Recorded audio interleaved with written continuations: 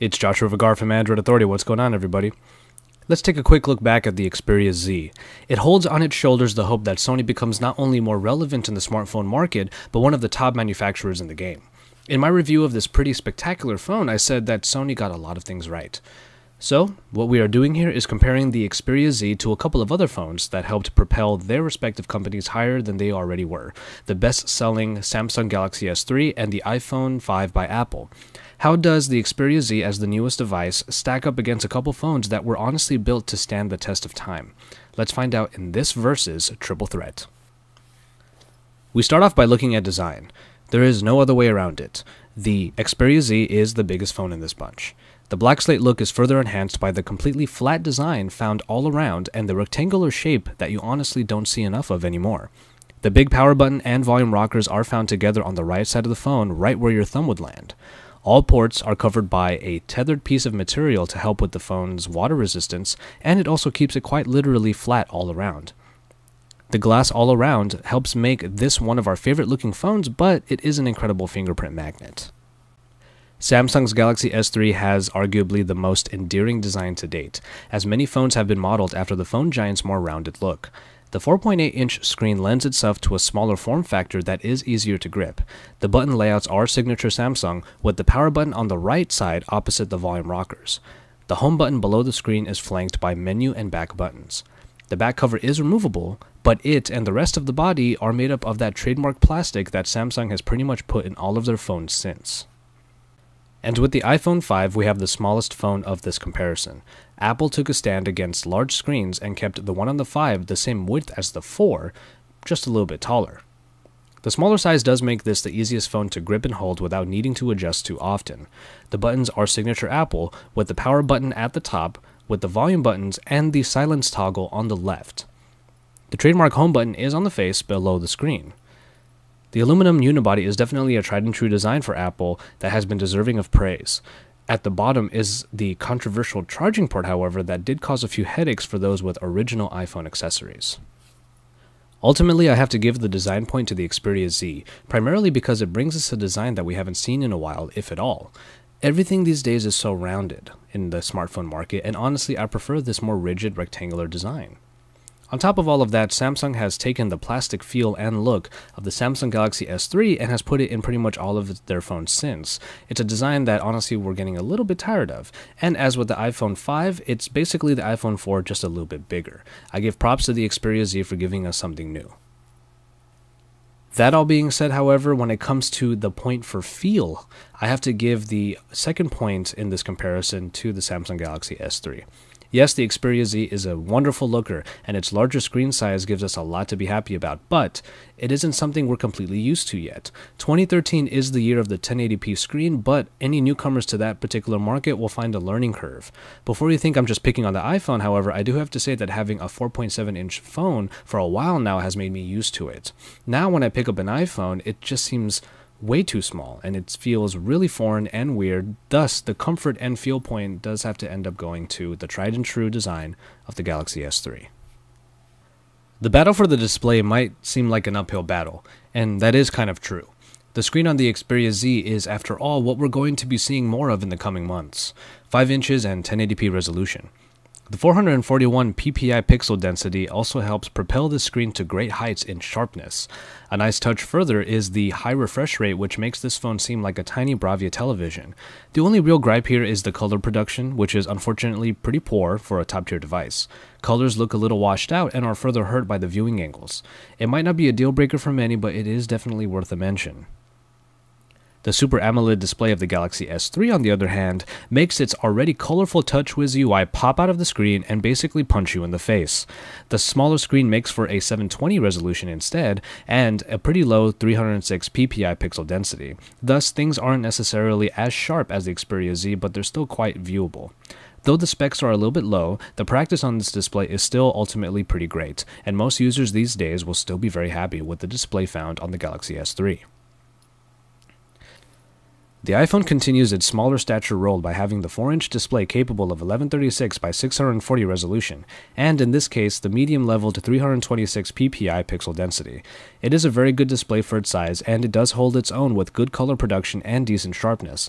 This is actually Apple's greatest display on any of their phones, and it does deserve that praise. Now, I have been getting to know the 5-inch display phones quite well, and to be honest, I get it now. 1080p displays do a great job of making media even better than on smaller screens or lower resolution displays, or God forbid both.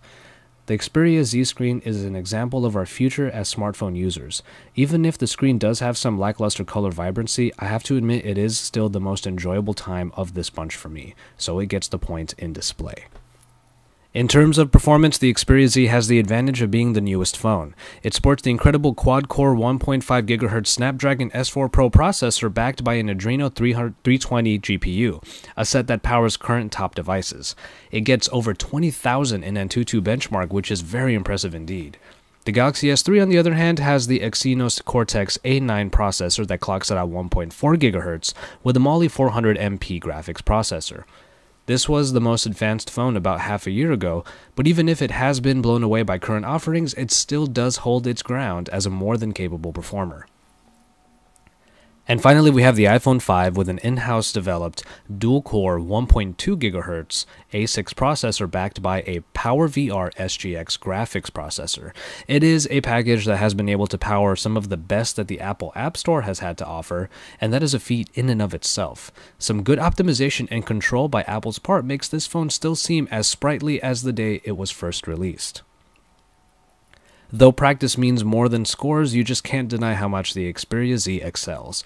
All the great scores it has been putting out definitely translate into usage, so it gets the point for great performance in this round. When we look at hardware, we look primarily at extras. Now, two features that many top-tier devices have been lacking as of late are removable batteries and expandable memory. While the unibody design of the Xperia Z does keep the battery fixed, one of the many covered ports is indeed the SD card slot. NFC and the rest of the connectivity bevy are still available here as well. The Samsung Galaxy S3 has a removable back cover, however, which allows full access to both the battery and the SD card slot, just part of all the things that it did get right at release. NFC in this case takes the form of S-Beam in the S3, and it was a very well marketed feature. And finally, the iPhone's signature aluminum body design keeps all of these bits from being available. There's no replaceable battery, no expandable memory, and also no NFC. So for all that it does, the Samsung Galaxy S3 gets the point for having everything our users crave from their top-tier devices. Some true differences are found in the software. The Sony Xperia Z sports Jelly Bean 4.1 and thus includes with its customized UI, Google Now. The inclusion of small apps makes multitasking even easier. Aside from all this, however, Sony has put in a few of their own touches. Generally, however, the Xperia UI here actually looks a lot like Ice Cream Sandwich. The black and gray tones are accented by blue, by default, and the whole interface looks very simplistic while remaining functional.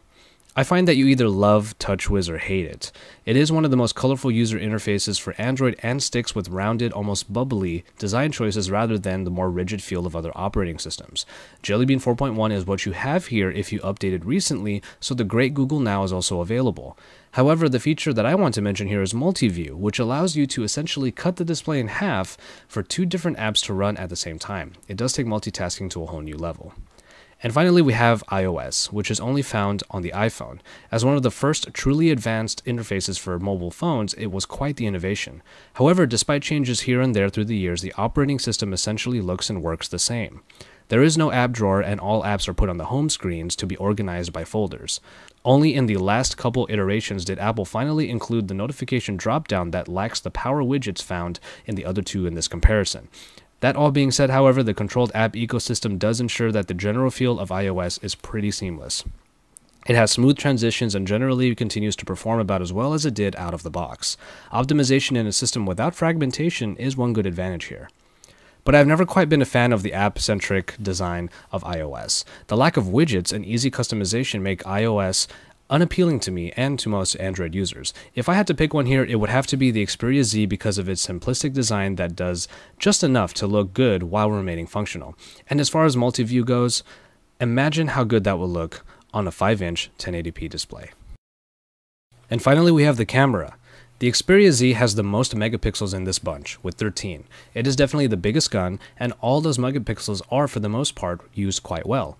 Pictures have a nice color reproduction and the details in photos are very good. Obviously, lighting takes a big role here, as it should for any photography. The Samsung Galaxy S3 with 8 megapixels, however, has largely the same kind of deal. Colors in this and the Xperia Z tend to take on a cooler tone, and the detail quality is still quite nice. But then you got the iPhone 5's camera, which takes on the obvious warm tones that you notice quite immediately. While detail is great across the board with these three cameras, this warmer tone that the iPhone gives just looks more pleasing and thus yields a more usable picture. I don't like how the iPhone 5 has very few options for tweaking the camera, as 16:9 ratio is more my style than the 4:3 that it will always do in the built-in camera app. Nonetheless, I am happy with the pictures from the Xperia Z and the Galaxy S3, but with the iPhone's camera, once used to film an entire independent film, mind you, it is definitely deserving of all of that praise. And so, there you have it. I have one point that I want to drive home here. While the Xperia Z did walk away with the most points, I look at these three phones and realize that the mere act of just picking one of these phones is really awesome. Here we have three phones with great specifications across the board for people to choose from. iPhone with the smaller screen is still one of the most capable smartphones in existence. The best-selling Galaxy S3 is the wonderfully built phone that continues to be marketed and sold for good reason. And the Xperia Z is the phone that might make Sony one of the biggest names in the smartphone market again. It is also the example here of the smartphones of our future, so it deserves its praise for being the most powerful and enjoyable of the bunch, at least for me in this comparison. So stay tuned to Android Authority because we have a lot coming in the following weeks, as we are your source for all things Android.